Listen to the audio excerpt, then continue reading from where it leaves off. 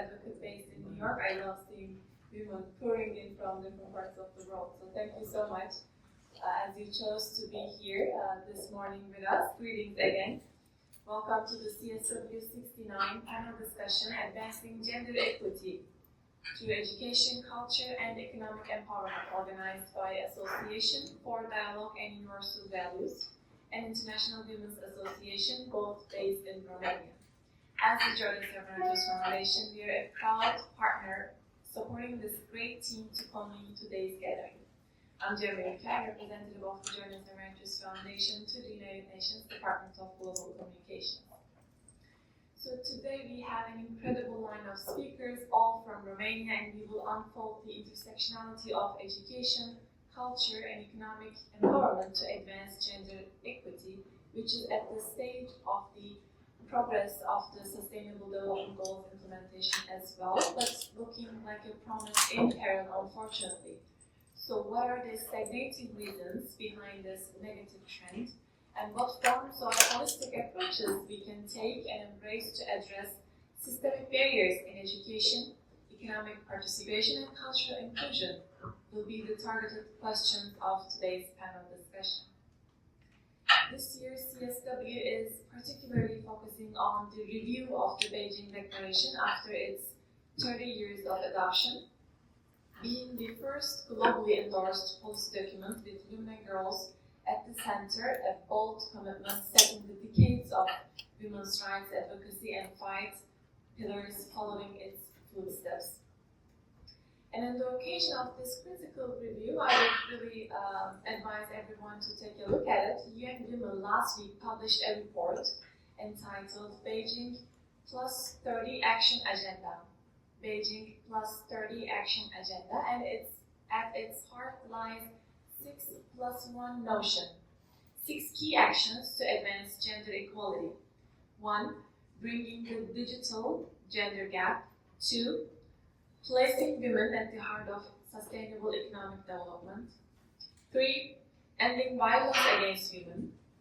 Following by advancing women's leadership in decision-making, increasing accountability in peace and security and humanitarian action, and lastly, striving for climate justice. So these 6 areas are identified as urgent actions to complete the promises of Beijing Declaration, and the +1 reflects on the critical inclusion of youth in these efforts by the UN Women.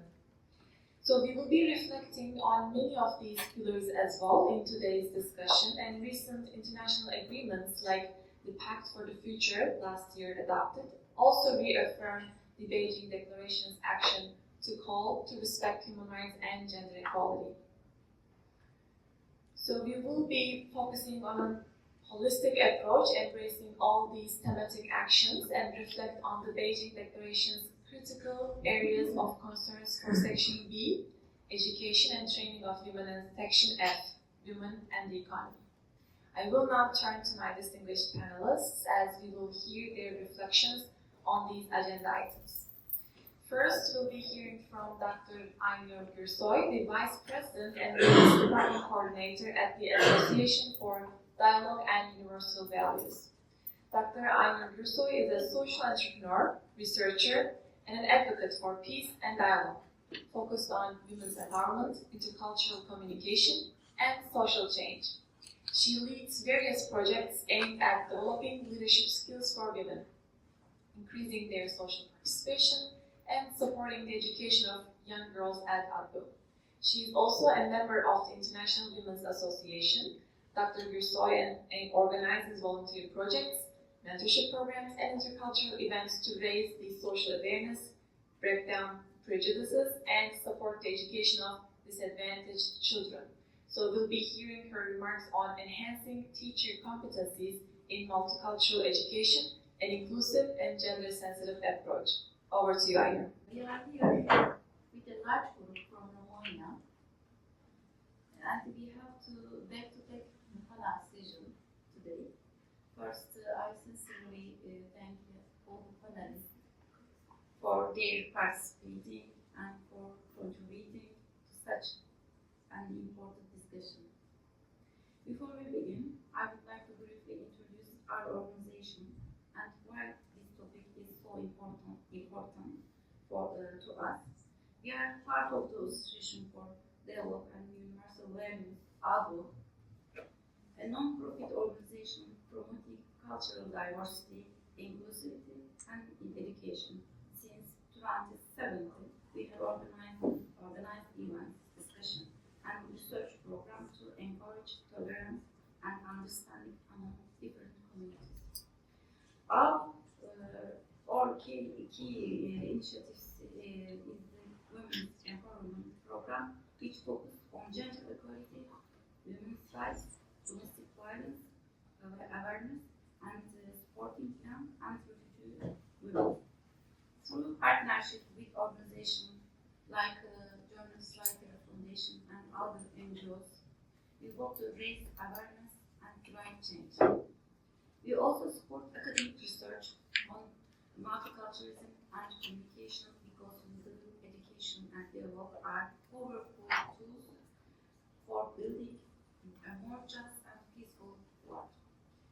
And that is why we are here today, because education is one of the strong tools for shaping the future. Now let's talk about how we can support teachers in making education more inclusive for all students. Dear panelists and dear guests, today we focus on an essential question: how can teachers be better prepared for the diverse classroom while ensuring equality for all students? Education is not just about teaching facts, it is about creating a safe, respectful, and fair environment where students can learn and grow. But here's the challenges. Many teachers lack the training and resources to effectively manage multicultural classroom and promote gender equality. So how do we change this? How do we help teachers create a classroom where every student feels included and respected? Let's explore two key areas: multicultural education, how teachers can embrace cultural diversity in the classroom; two, gender equal education, how teachers can ensure equal opportunities for girls and boys. How teachers can manage cultural diversity. Today's classrooms are more diverse than ever. Students speak different languages, come from different cultures, and have different experiences. So we can teach us to manage diversity, be aware of cultural different cultures, learn about the students' backgrounds, language, and traditions. This helps students feel respected and included. Use inclusive teaching methods. According to JWF culturally responsive teaching, students learn better when they see their culture reflected in the lessons. Teachers can include stories, historical figures, and sciences from different cultures to make lessons more engaging. Encourage cultural exchange. Allows students to share their own traditions, languages, and experiences. This fosters understanding and respect among classmates. According to BONTE and Moderator, when teachers respect and include different cultures, students feel more comfortable, perform better academically, and build stronger connections with their peers. How teachers can support gender equality? Now let's talk about the gender equality in education. Do girls and boys have the same opportunities in the school? In theory, yes, but in reality, gender bias still exists, especially in STEM, science, technology, engineering, and math.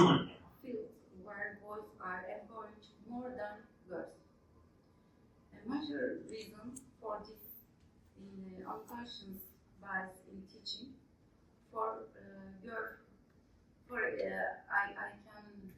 We can give example.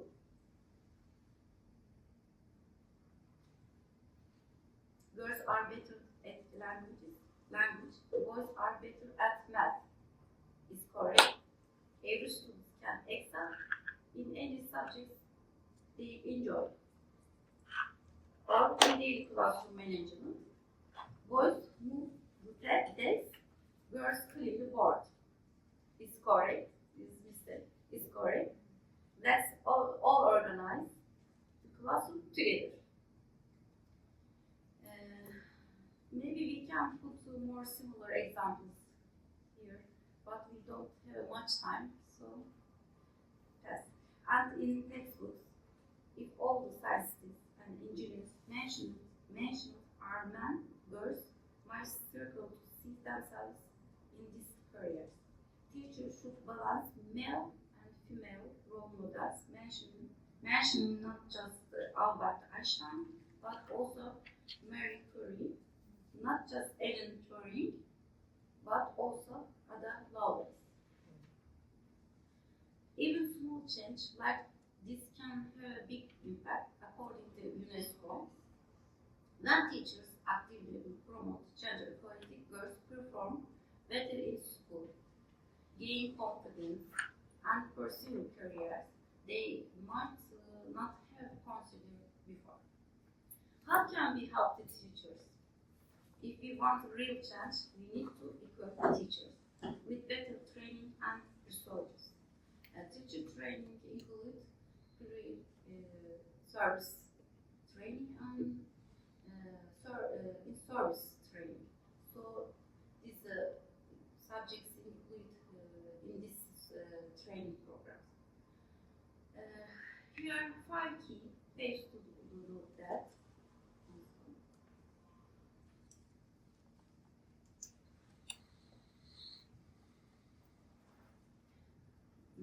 One include multicultural education and gender equality in teacher training. Universities and training centers should make these topics a mandatory part of the teacher preparation, teacher training. Provide ongoing professional development.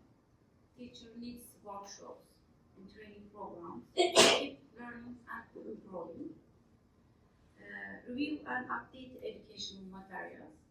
Textbooks should include a fair balance of cultures and genders.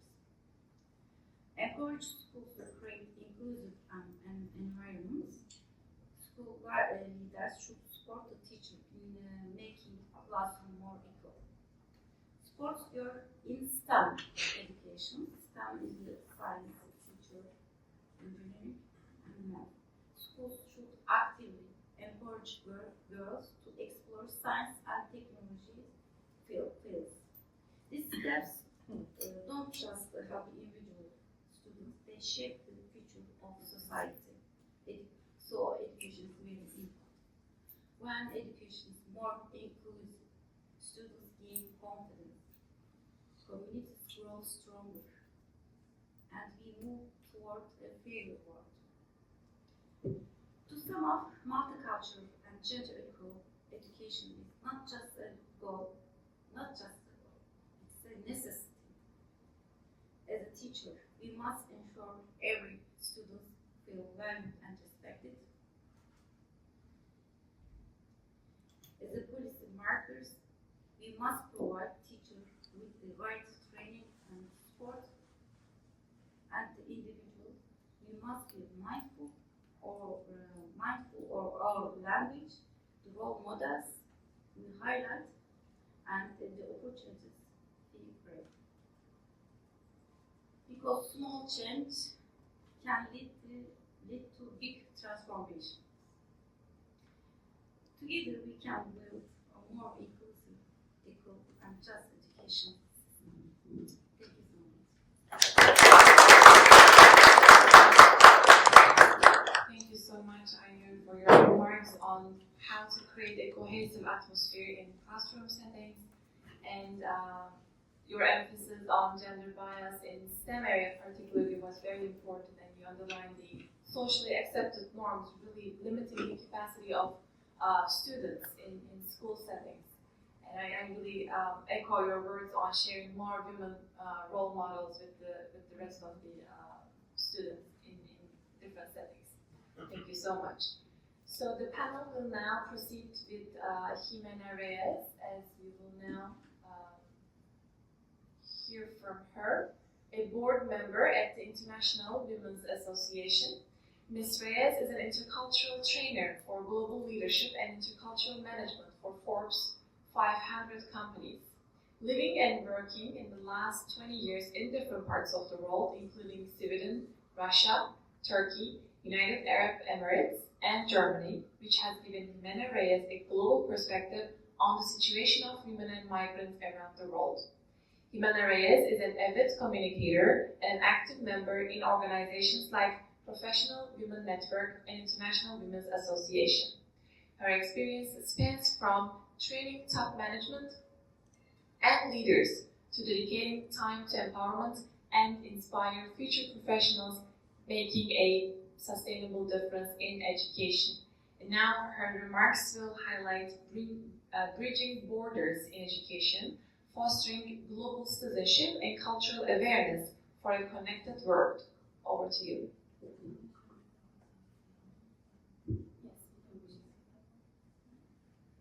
Before we start,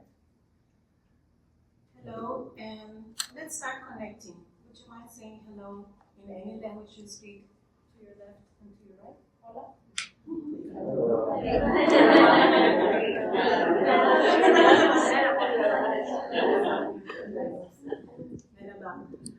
Thank you for being here. We're going to start with a short clip. We're going to go back in time so that we can travel together and see where we are and where we should go.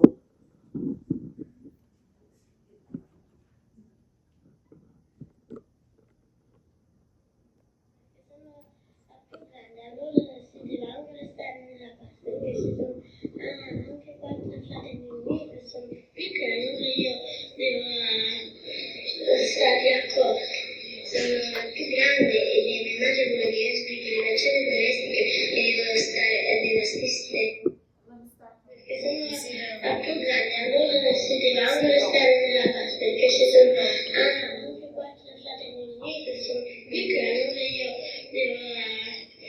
devo stare accorti, sono più grande e viene immagine quello di esplica le relazioni domestiche e devono stare nella stessa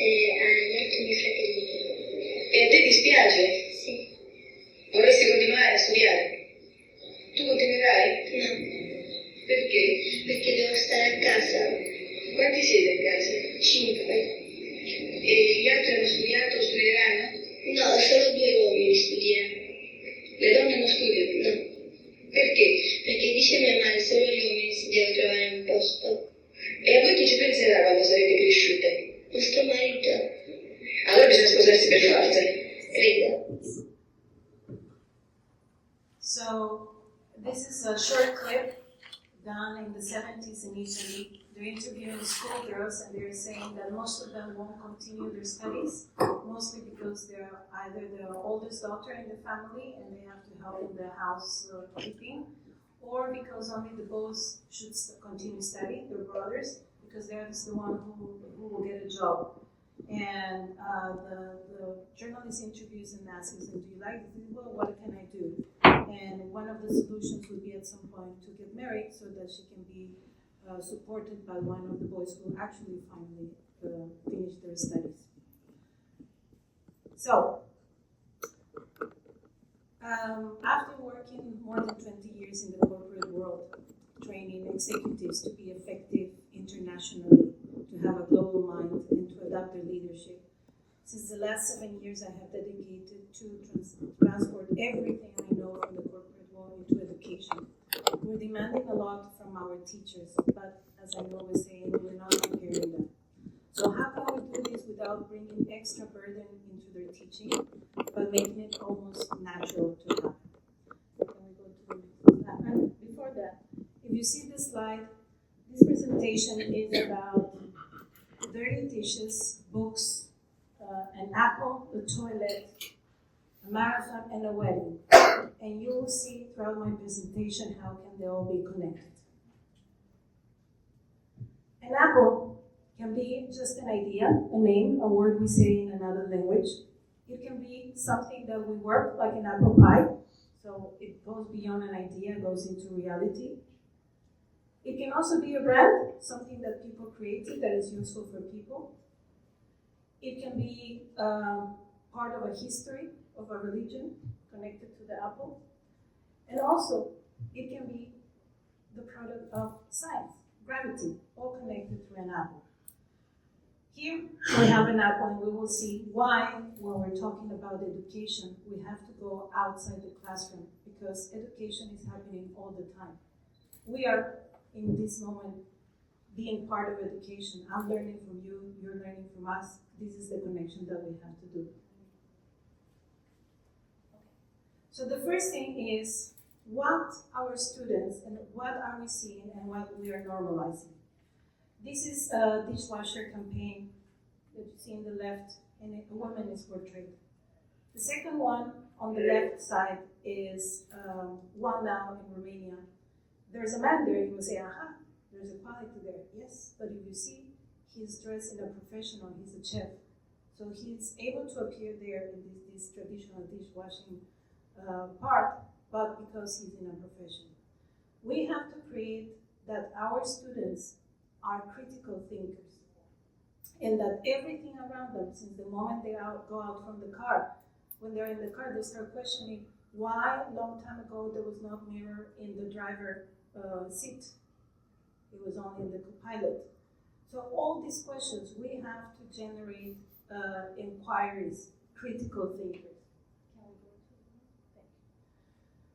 On the right side, you have a marathon. This is done in Romania, and I can imagine it's done all over the world. It's the Color Marathon. Anyone can register and run. Not many years ago, 50 years ago, similar to the video, also 50 years ago from the Italian girls, women couldn't run in the marathon. It was an act of protest. It was something that you have to fight for.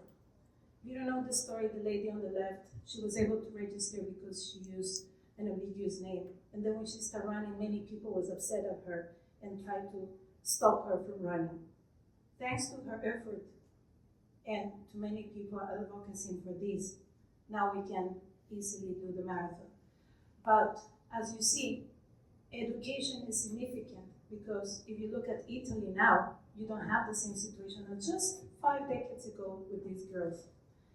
Where somewhere in the world, the voice of women is shattered, we, the rest of us, should speak louder. The echo should be all around the earth. Who is designing our cities, our schools, our public spaces? 80% of the architects around the world are men. So when Aynur was saying we have to encourage choice of careers and others, but also we have to see that we have to be more inclusive. And that's the result of the cities, the spaces, the cars, everything that we're living. Again, the education happens not only in the classroom, but it happens all the time, all at the same time. As Aynur was saying, still we have in textbooks and in many parts traditional roles, as you see, the policeman and the teacher. And let's remember that initially the work of a teacher was only male. It was lately that women entered and were allowed to be teachers. So we have shifts in things, but we have to see that the moment we speak, the moment we're able to bring the word apple into reality, is the same thing that we're doing when we're choosing words, images, and things that we're showing while we're studying. It's everywhere, and we should be mindful of what's happening there.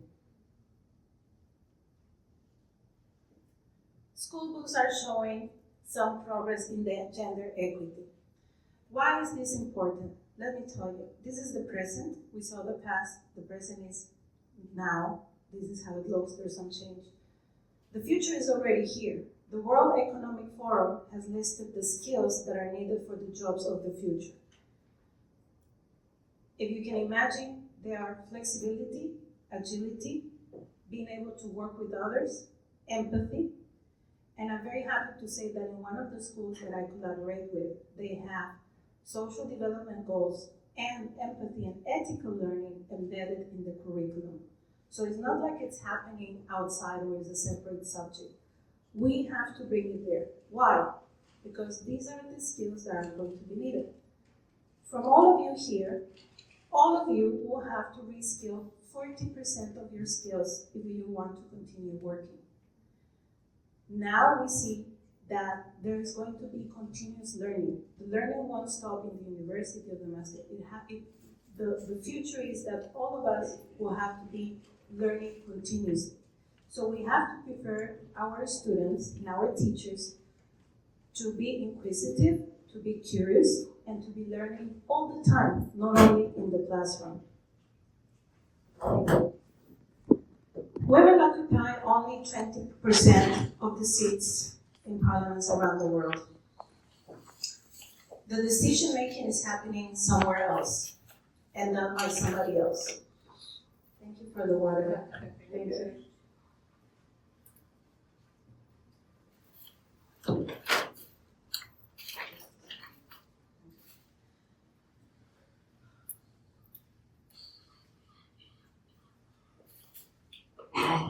So I was saying, women only occupy 20% of the seats worldwide. These are facts. What can we do about that? They're shocking. Let's take it a step further. Let's look at what we see. We have Ursula von der Leyen in one of the front pages in Time magazine. Some things are discussed about her policies and other things. But in the other two, we see that the news is that she's presented her grandkids. No good or bad on that. But have we seen equal coverage in the media of her predecessor, who was a male? Inquisitive, comparison. We have to hold the media and everything accountable, and we have to make media monitoring with our children. We have to make them aware of the world that is happening around them. Something very useful. One of the Sustainable Development Goals is partnerships. Each one of us is doing a great job, but we're only stronger when we have partnerships. So look at this. This is an initiative that is called He for She. It's a complete lesson plan available in the UN Women website for teachers. They have recruited somebody that is known. She was in Harry Potter, am I right? And there are some stencils, and I want you to look at them. I don't know if we can enlarge the website, the questionnaire. This is a simple questionnaire that you can send to students home and ask questions. Political leadership, your prime minister, is it a female or a male? The person that represents your national parliament, female or male? Local leadership. But then let's go home. Who is your head teacher? Male or female? Who is your doctor? Who is the boss of one of your parents? Who is the head of your local police? Your local bank manager? Newsreader on the TV? The lead singer of your favorite song? The coach of your sports? Beyond that, when we're watching movies, what are the roles that are portrayed there? What is the versatility? For example, we have to look that teachers, female teachers can be more than just female teachers. They're teachers. They can be, for example, the advocates for the eco team or many other things. You were talking about sustainable women embedded in sustainability. How about do we support our teachers by bringing, for example, private partnerships to support their eco initiatives? So it's all about the partnerships. So I have covered the dirty dishes, the marathon, the toilet, and we have one in the middle here that was the wedding. In Spain, for example, teachers, especially in the south of Spain, they are trained to be watching for students that during the summer might be taken to their countries of origin for forced marriages. So as we see, even though they say that teachers might be replaced with AI. The role of the teacher in the classroom is substantial because it's spotting talent, maybe directing someone into STEM, boy or girl, is about the well-being of the student, so that is very important. And we see the transversality of the education is not only sharing knowledge, but being inquisitive together. On the top right, you have an initiative that is called Swedish Dance, and this is the reflection of how a society, with education, with multilateral support, policies, government, and others, makes that, for example, nowadays in Sweden, the maternity leave is 420 days, out of which 3 months is mandatory for the dads to take. And you see them sometimes, two dads taking the paternity leave together. This is fantastic. Again, examples and visibility. Down I have a picture of me training parents in the school. So again, education is not only one line between teacher and students. The school is a village where all of us are learning. We're all active citizens. And where parents can also be learning. My grandparents about reinventing themselves, and that gives role modeling for their kids. So education is happening at all time, all the time. And we have to multiply the voices. So that's my invitation for you. Connect. Everything around you is an opportunity to learn, to educate, and to share knowledge. Thank you.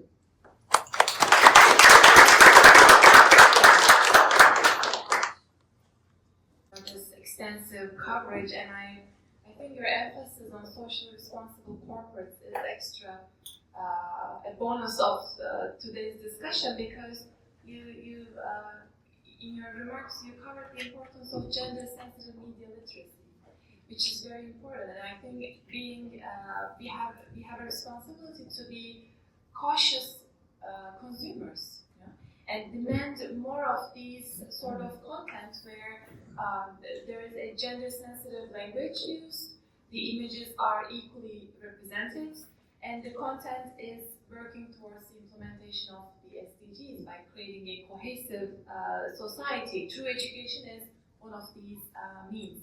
And if anybody is interested in following up on her remarks on the social responsible corporates, I highly suggest that you take a look at the UN's Global Compact. It's a network of media organizations, private entities. The mission of this platform is to really trigger executives to take leadership and implement the universally accepted norms and human rights standards into their corporates. And they have 10 human rights principles that are based on this phenomenon. And I think that would really resonate with your remarks as well. Maybe we'll come up with more questions later on. Thank you so much for your emphasis. And now, moving on, we'll now share the platform with Marina.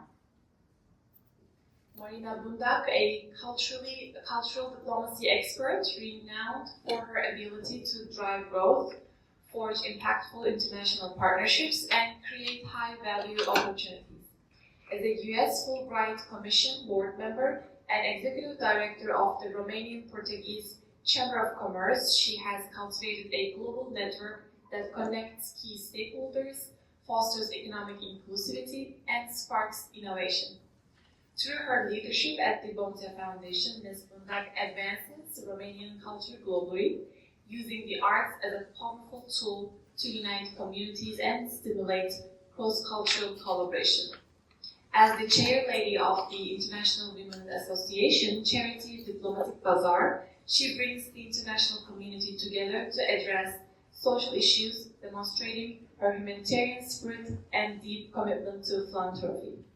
Marina, over to you. They say that behind every successful woman there is a tribe of other women supporting her. I'm sure you have your tribe, and I'm very proud and honored to be with a part of my tribe here, as I had the privilege to collaborate with my wonderful colleagues in the panel, and to showcase a bit of what we can do together, and also the cultural diplomacy project that we all had a part of. I've been chairing it for the last 12 years. I've known it since it was a tiny event in a ballroom, but what we see on the screen is the power of women working together. The power became the largest charity diplomatic bazaar in Europe at this moment, and attended by about 3,000 people at each of the rest two editions already, and more than 55 countries participating, diplomatic missions and communities. And not only that we have these international communities, but we are very privileged to have at our events education, showing focus on this cultural diplomacy and also Federation International. But besides the emotion and the beauty, the aesthetics of the art, I would like also to focus on some facts and numbers, because like in anything these days, you really have to show proof and to have a backbone of to support your otherwise would be interpreted as an empiric approach. Can you please speak a little closer to the mic? Okay. Better? Yeah. Okay. So in the line of what I've expressed, okay, culture is not just a mirror projecting of who we are, it's a force that reshapes our shared identity, values, and perceptions of the world. The arts in particular have a unique power to transcend borders, dismantle barriers, and bring people together in profound transformative ways. Through art and through visual art, literature, music, and performance, we share ideas, express emotions, and engage in dialogue across cultures and communities. Cultural diplomacy, therefore, serves as a bridge, connecting differences, celebrating diversity, and promoting equality and inclusion.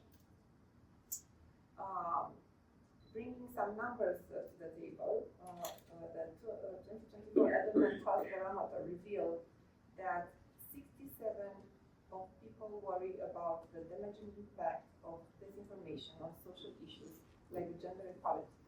In a world where misinformation spreads like wildfire, cultural diplomacy and the arts serves as antidotes, providing authenticity, truth-telling, and a platform for diverse voices. When women's stories are told authentically and openly, gender equity remains a central discussion rather than a silent issue. However, these days, we must acknowledge the growing danger of propaganda in an era of rapid information dissemination. The weaponization of narratives to undermine gender equity is rising threat. With the media, manipulated cultural symbols, and selective storytelling reinforcing harmful stereotypes. Misinformation is increasingly being used to roll back progress, casting doubt on gender rights and distorting public perceptions.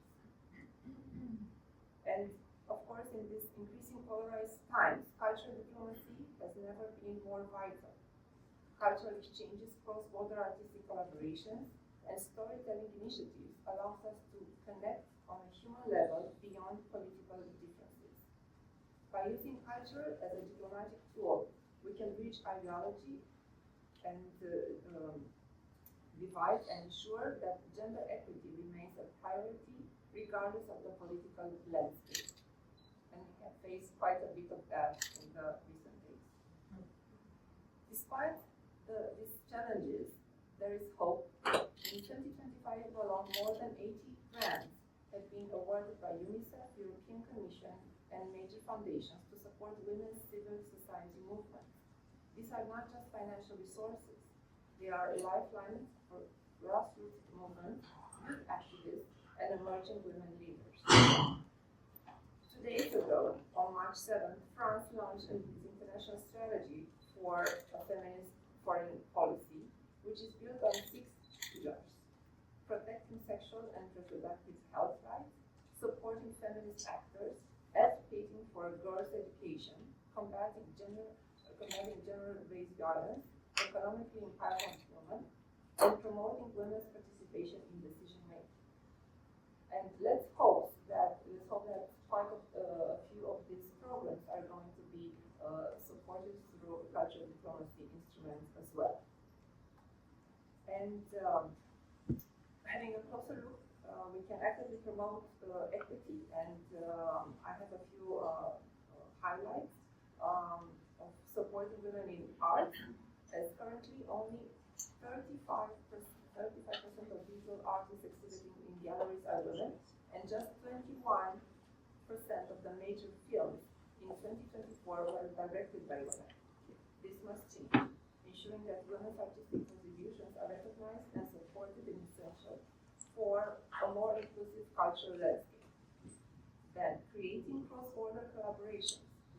Just like Ximena mentioned earlier, cultural diplomacy thrives on collaborative artistic projects, whether it's film festival, artistic residencies, or global exhibitions. These initiatives provide a platform for women from diverse backgrounds to share their talents and perspectives with the world. Harnessing digital platforms in line with the UN point that we have heard earlier. Online spaces have revolutionized how women share their voices.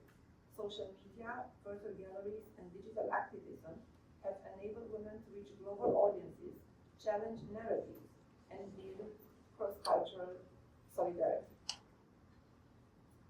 And I will focus on a call to action.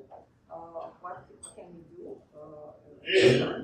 We can create collaborative art residences, spaces where women from different cultures can create, connect, and amplify their voices.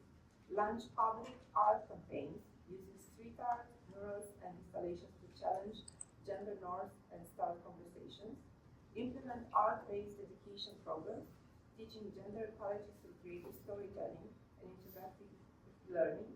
Support women-centered and institutions, investing in organizations that uplift female artists and cultural leaders. Utilize digital platforms for global outreach, amplifying women's artistic voices through social media and online exhibitions. When women unite in solidarity, they become a powerful force for change. Empowerment isn't just about equality, it's about taking action in education, finance, and creating safe spaces where women can thrive. By lifting each other up, we amplify voices, foster recognition, and celebrate the strength that drives evolution. And cultural diplomacy instruments are here for us to navigate all of that. Thank you so much. Thank you so much, Marina. Again, your emphasis on the propaganda and disinformation was quite a takeaway for me, boosting stereotypes that we've been discussing since this morning. And this sort of an environment really creates a boost of intimidation in the society during these already conflicted times. And we know that the rate of disinformation, particularly on gender equality, it's much faster, unfortunately, to disseminate than when it's compared to credibly resourced information. So this ill-functioning media ecosystem is really working towards our negative advantage. So we must be, again, cautious to consume what form of information that we're reading, writing, or disseminating with a click of retweets or reposts. We really should spend some time on being cautious on social media particularly. Thank you so much as you greatly merged these different disciplines. Moving on, and now we will have Daniela, Palade, Teodorescu. Daniela? Cristina. But we can switch. No, Okay. Let me continue with Cristina. That's it. Thank you. Cristina Lazar is the president of the International Women's Association. She's a visionary entrepreneur and business leader with humanitarian spirit, bridging 25 years of international experience across 5 industries: events, luxury beauty, fashion, crystal glass, and white goods. She has successfully led businesses from inception to 600 million euros in revenue, managing diverse teams up to 55 people across multiple geographies. A dedicated advocate for education and women's empowerment, Cristina Lazar has supported over 800 students through the Summer University of Aix-en Provence. Currently serving as the president of International Women's Association, she is currently featured at global forums on women in leadership, economic impact, and innovation. Now she's going to speak on women's journey from employee to entrepreneur. Over to you. Thank you. I will bring you into a Romania of, see, it's working, of the last century until now, to understand what feminism was there. Because it appears at the same time as in the last part of the world, like the 19th century, and it has flourishing until the Russian army came into our country at the end of the World War II. At that moment, the feminism was more likely a feminism of elites, because it was done, it was promoted, it was discussed by the ladies of the high society, by the ladies which were educated, by the ladies which were traveling abroad. If you can think that in Romania, in 1856, due to the civil code, women could own a property at that time. They were not the one administrating it, the husband was the one administrating it, but they were owning it. Going there,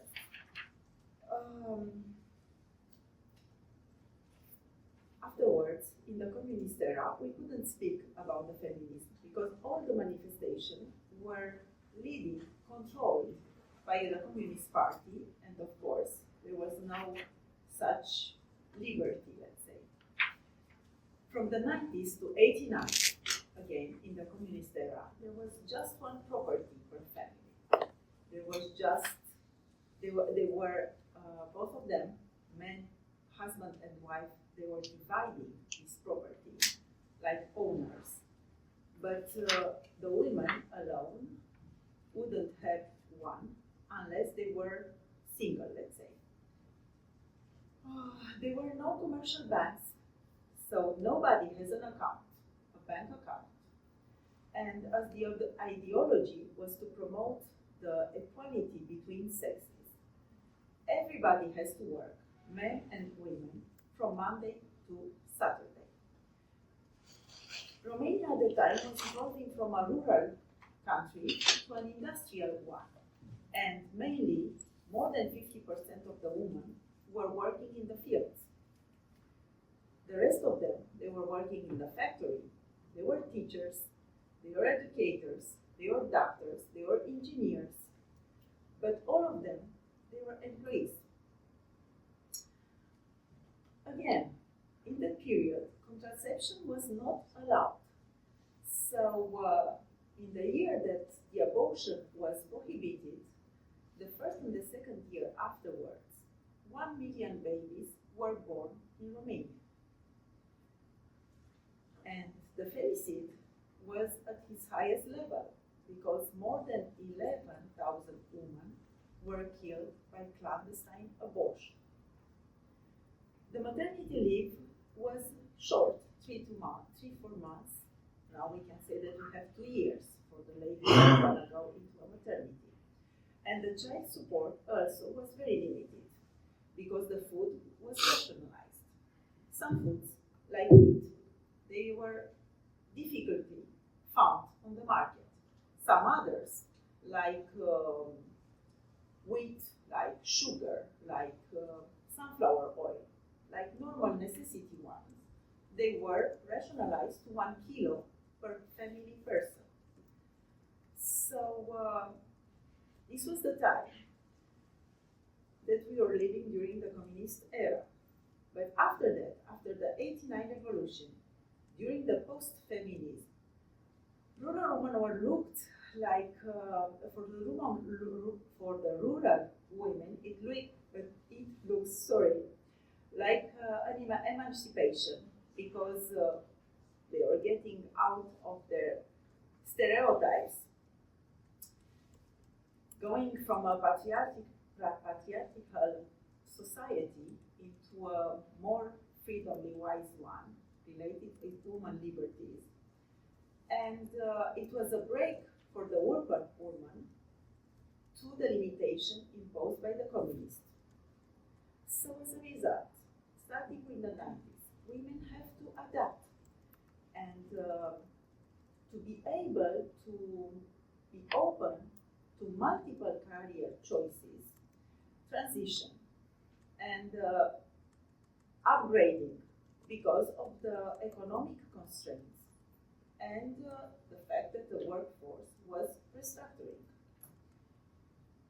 A lot of ladies in those years, they were fired even if they were in their 40s or 50s.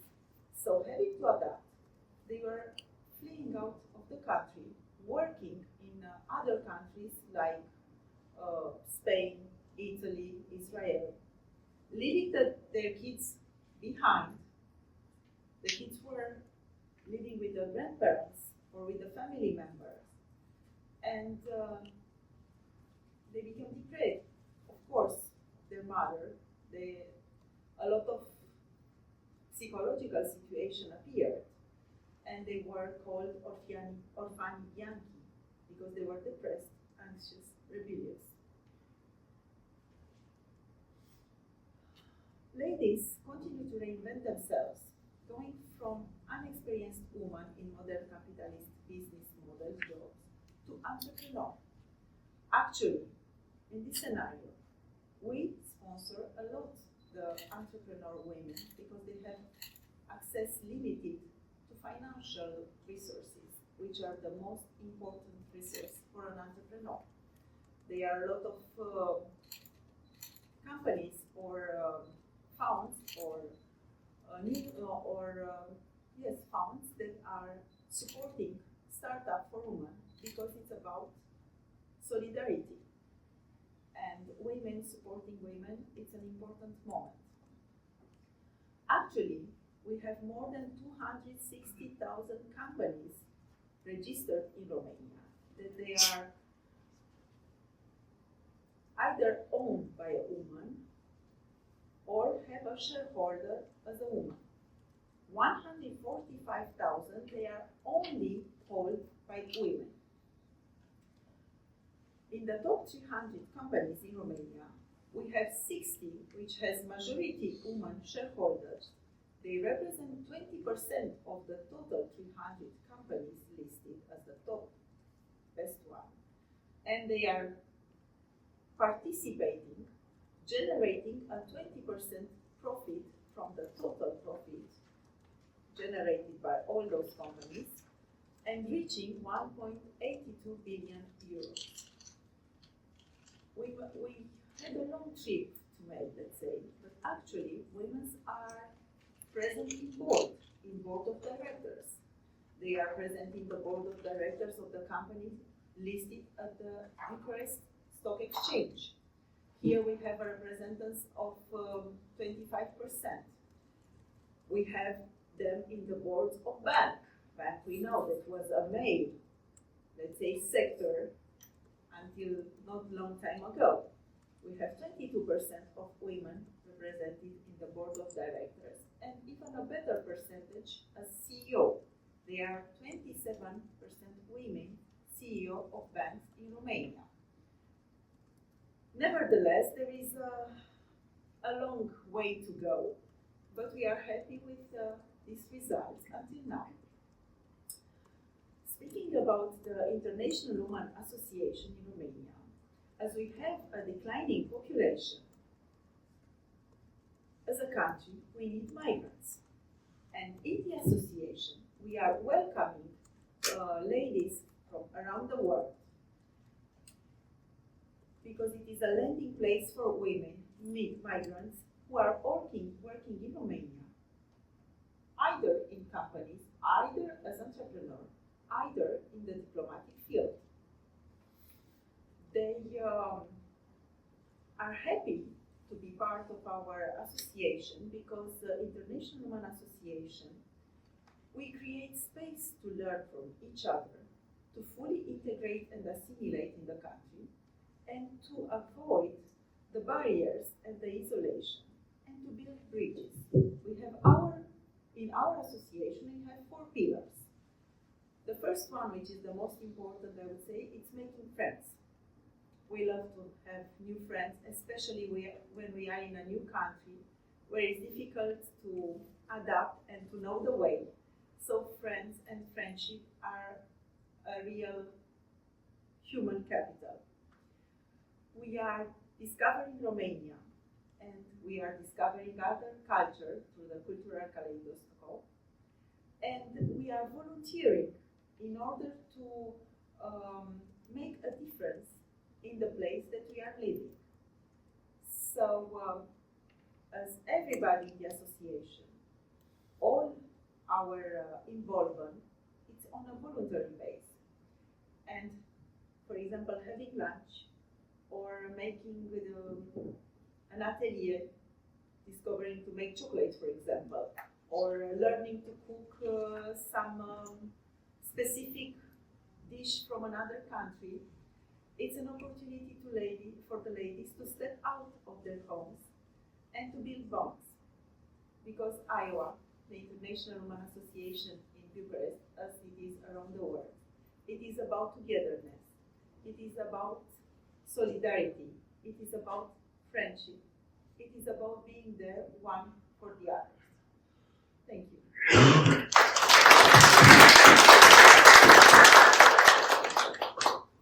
Thank you so much, Cristina, as you took us into a journey tracing back to the roots of feminist history. That was a great start. And I really find the strategies of better integration of refugee women into Romanian society led by your organization quite impactful, strengthening the solidarity and the friendship that you underline. Thank you so much for your emphasis on that end. Moving on, we will now hear from Daniela Teodorescu, a journalist, writer, and a PR specialist and coordinator of the international media platform Feminism for Real. She's a co-founding member of the Solidarity and Equality Association and an ambassador for the Romanian Diversity Charter and the We Are Half campaign. With over 25 years of experience in women's media, she has been an opinion leader and co-author of several oral history books on women's rights. As the former editor-in-chief of Avantaj and Career magazines, Ms. Teodorescu pioneered discussions on mid-career crisis, age diversity, and socio-professional taboos affecting women's careers and well-being.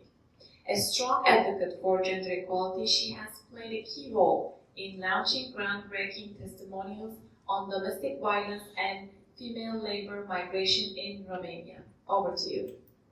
Thank you so much for this generous presentation. First of all, why we are here and why am I supporting gender equality? Because that's what I've been doing for more than 25 years in women media, and I see this transformation comes and makes the difference. I know that when you educate a woman, you educate all the world around her. I support the gender equality because we aspire to the quality of life of the most prosperous countries in the world. After the education, health system, and economic prosperity, but we forgot to correlate these realities with the representation of women in parliament and decision-making institutions. Why am I supporting gender equality? Because it's a civic exercise that we must practice as often as possible so that it becomes part of our best practices. Our children already have practices. I saw every day in my daughter and my boys way of life, and that confirmed me that's the right directions. And yes, gender equality requires responsibility, personal awareness, and vigilance, much vigilance, because we know and we see that gender equality and women's rights became more and more fragile. And yes, gender equality is the mother of all sustainable objectives, and I really believe there is no powerful tool than women empowerment. I have a small presentation with figures and statistics. And this is the image of our campaign, hashtag We Are Have. Why we are have? Because we are over the half of the world, and to the other half we are giving birth and care. That's why it's very important to support gender equality.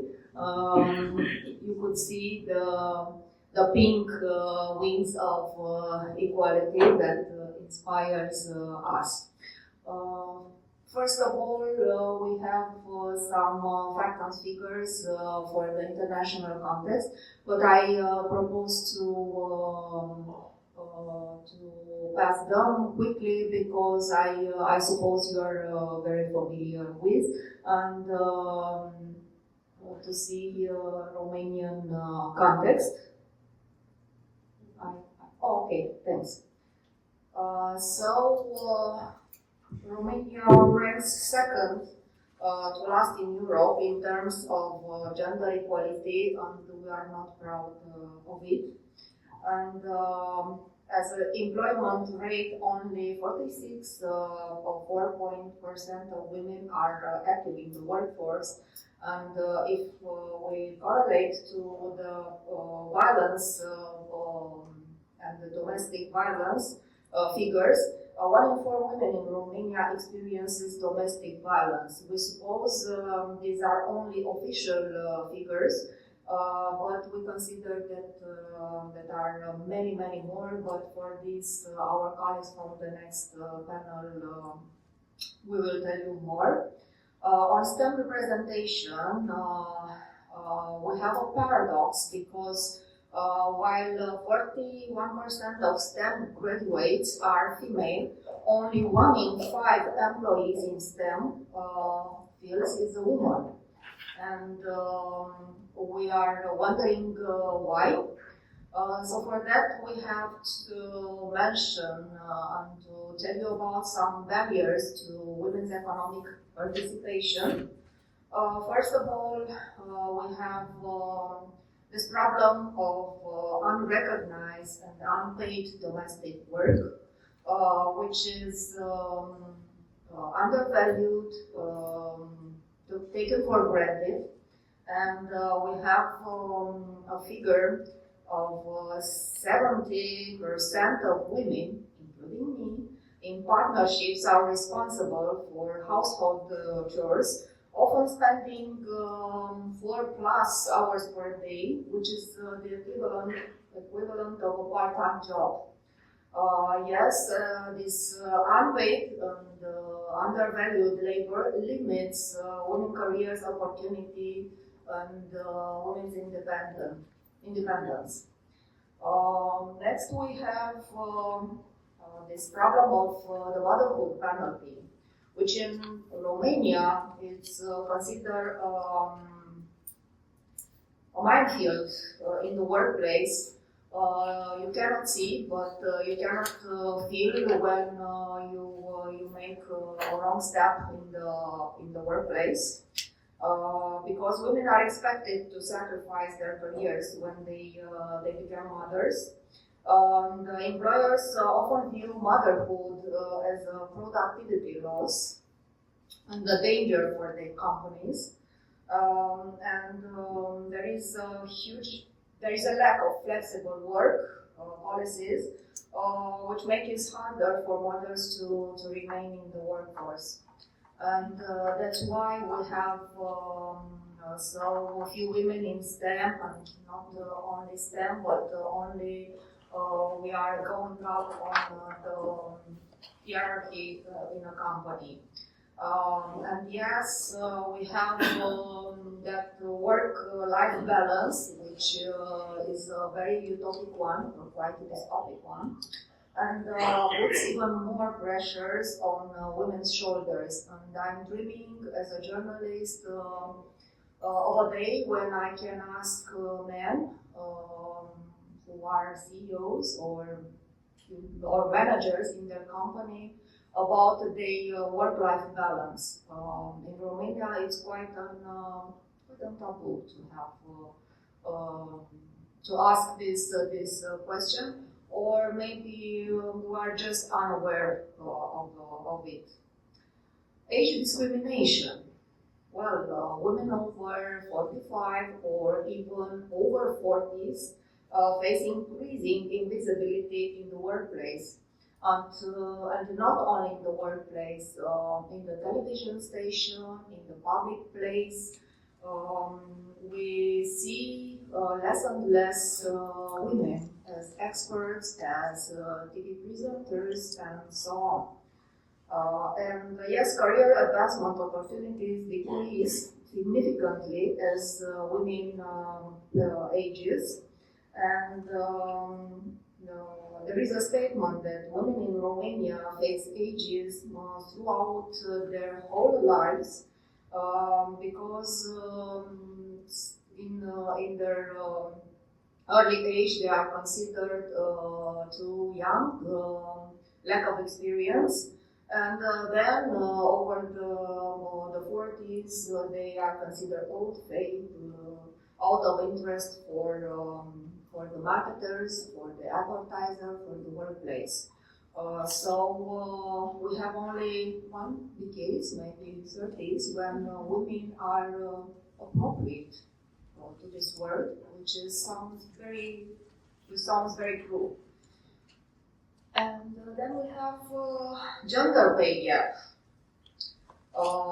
In industries with high numbers of female workers, yes, there is a trend to offer lower wages, especially in the textile industry, where 85% of employees are women. More than 55% of work contracts are negotiated at minimum wage levels. This generates social problems because the women are deprived in their retirement period to very small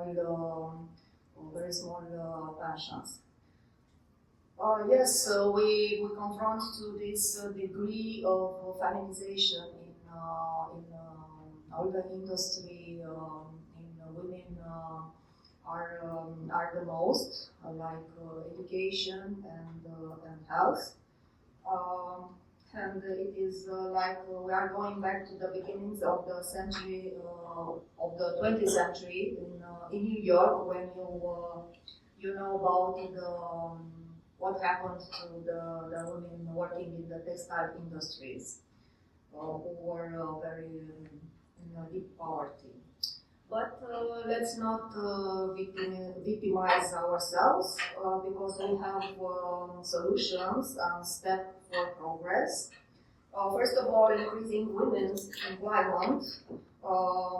We organize free upskilling programs and mentoring and career orientations courses.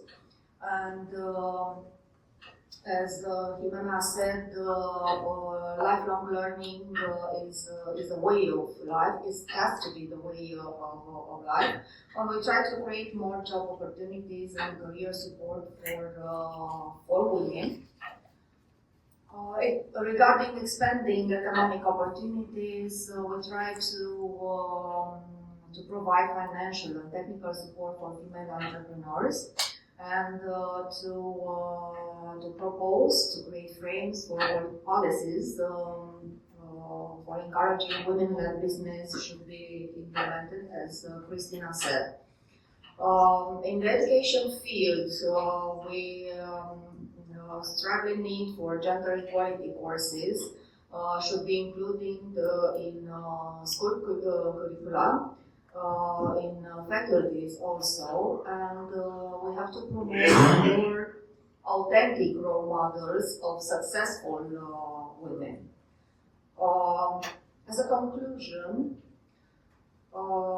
we have to say that gender equality is not just a right, it's an economic necessity.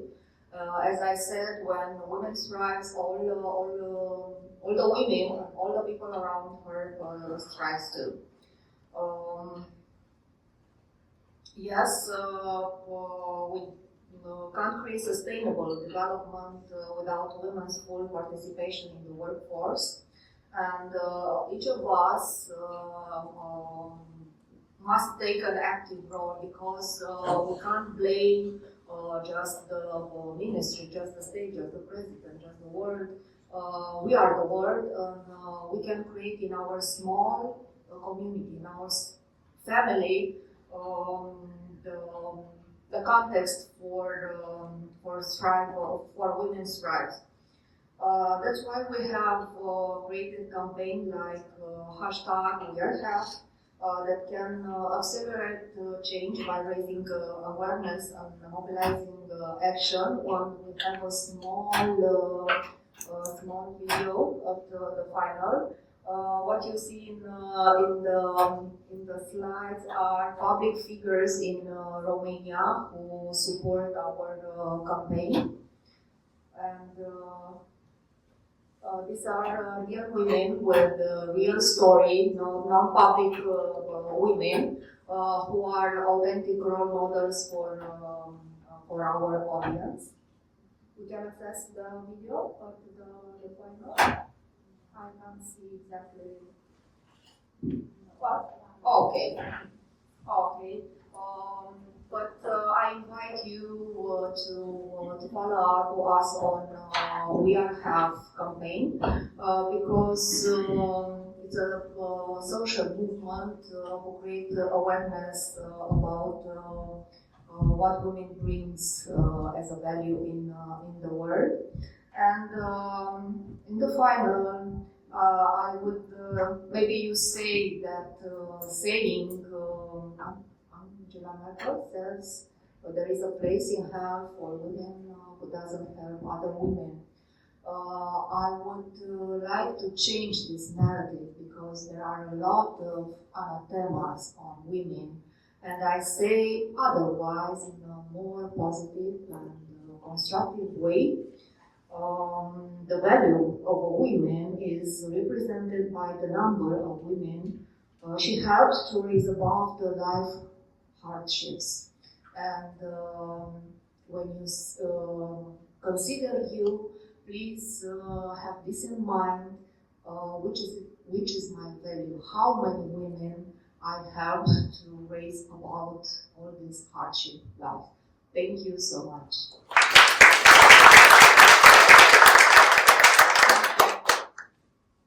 So much for your remarks and well-structured coverage on the barriers, particularly impacting women's meaningful participation in the economic framework and some of the glass ceilings that you have uncovered. Well, we have about 10 more minutes. Now I would like to open the floor for any questions, engagements. It doesn't have to be a question necessarily, but we've been speaking about how to be a global citizen.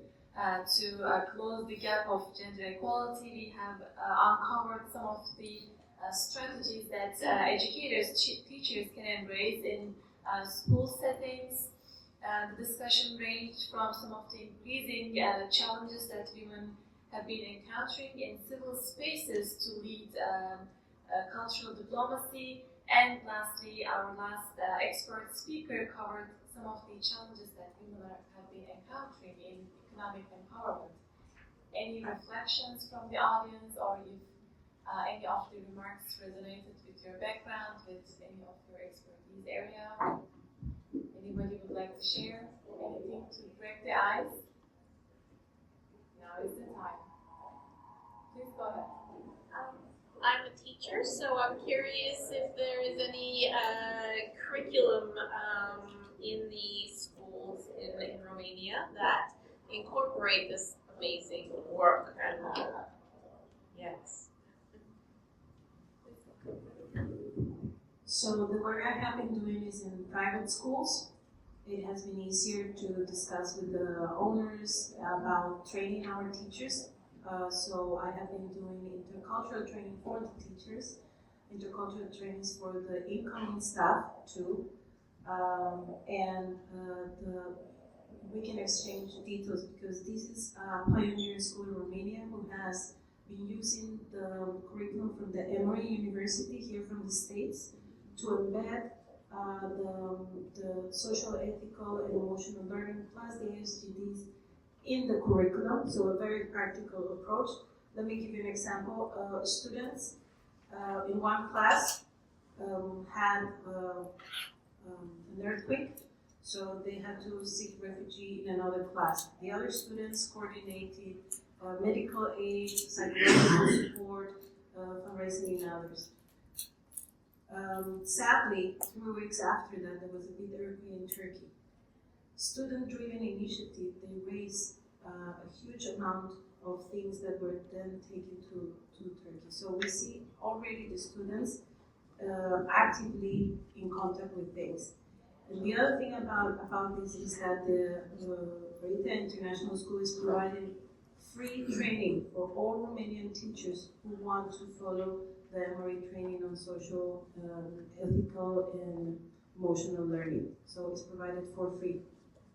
And in terms of curriculum, unfortunately, with raising voices of extremism in Europe and unfortunately also in Romania recently, we had a recent conversation also in the Fulbright Commission discussions with the Minister of Culture, and they are going to introduce history lessons on communism and teaching the young generation of the atrocities of communism and extremism. So that, as a larger topic, includes for sure cover the topic, some of the topics that we talked about today.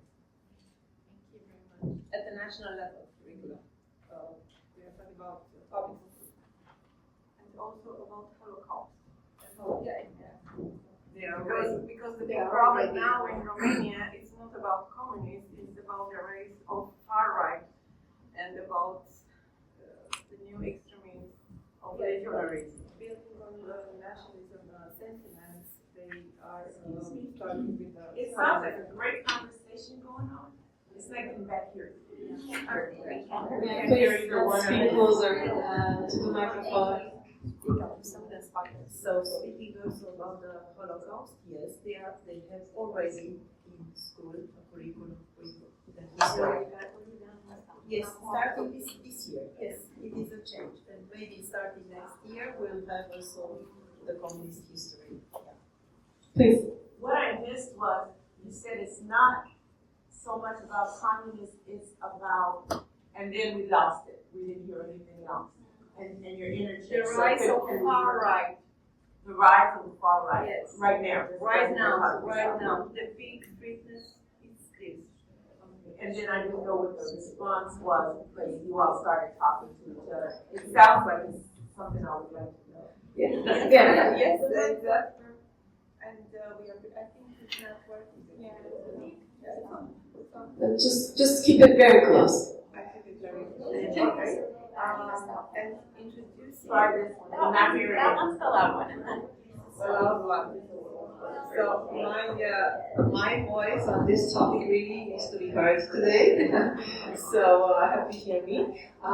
So we were the discussion is it's about raising the voice of extremism, and as a result, they are going to introduce in the public school curriculum history studies about the atrocities of communism, as the colleague said, Holocaust, so reminding the kids what history has to teach us.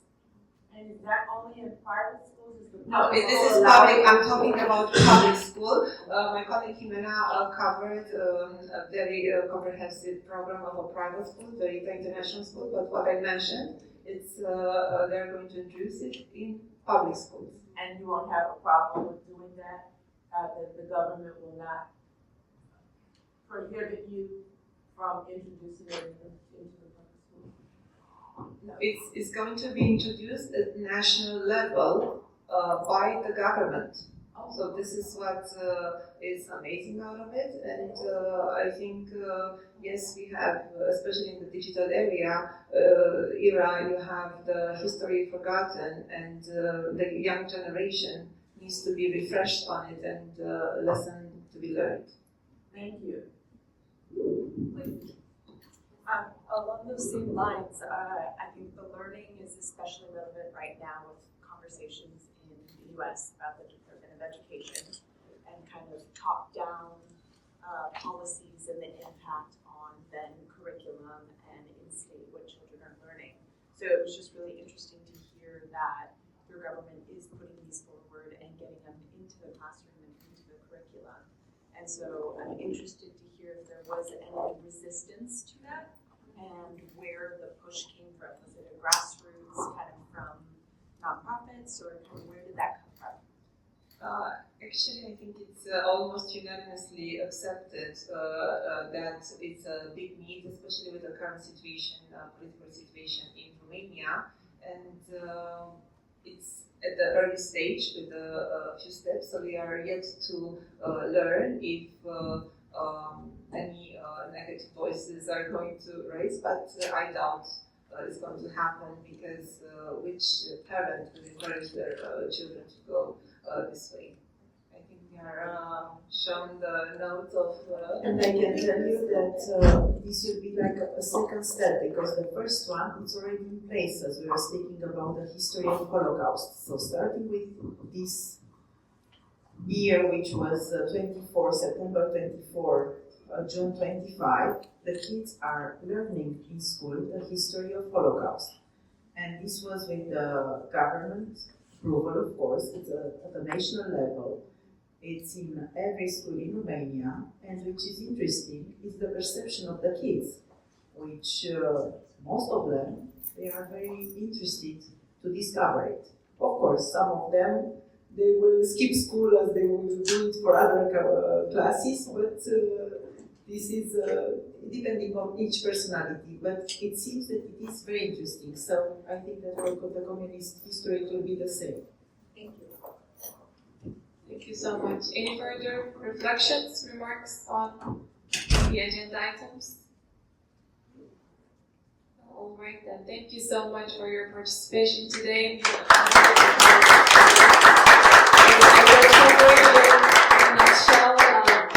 Discovered once again that when gender equality is not well integrated into the economic policies, governance, and decision making, this has a very direct impact on women's equal access to all forms of resources, from education to state resources, and hindering their participation in the establishment of peaceful and cohesive societies. Thank you so much.